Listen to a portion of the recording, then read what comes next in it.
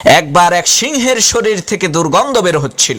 সেই সিংহ তার সামনে থাকা একটা হরিণকে জিজ্ঞেস করলো, এই বেটা, দেখ তো আমার শরীর থেকে দুর্গন্ধ বের হয় কিনা। সেই হরিণ বলল, মহারাজ, সত্যিই তো আপনার শরীর থেকে প্রচন্ড দুর্গন্ধ বের হচ্ছে। হরিণের এই কথা শোনা মাত্রই সিংহের মাথা গরম হয়ে গেল। সিংহ হরিণকে ধমক দিয়ে বলল, বেটা বিয়াদব, তোর সাহস তো কম না, আমার শরীর থেকে গন্ধ বের হচ্ছে, সেই কথা তুই আমার মুখের সামনে বলিস কি করে। এক থাবা দিয়ে হরিণের ঘাড় মটকে হরিণকে খেয়ে ফেললো।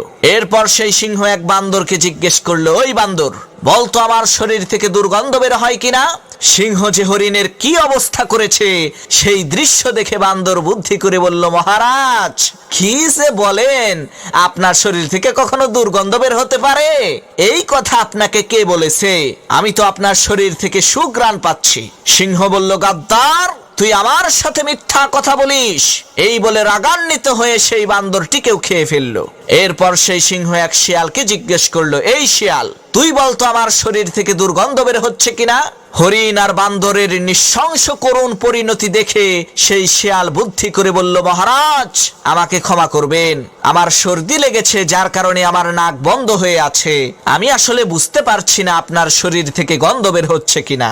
তখন সেই সিংহ শিয়ালকে কিছুই করলো না। প্রিয় বন্ধুরা, এটা কোনো সিংহ আর শিয়ালের গল্প নয়, এটা আমাদের সমাজের বাস্তবতা। আপনার সামনে এমন কিছু বিশেষ মুহূর্ত আসবে, সেই সময় আপনি সত্য কথা বললেও বিপদে পড়বেন, মিথ্যা কথা বললেও বিপদে পড়বেন। এর চাইতে বরং চুপ থাকবেন, কারণ চুপ থাকলেই নাজাত পাবেন।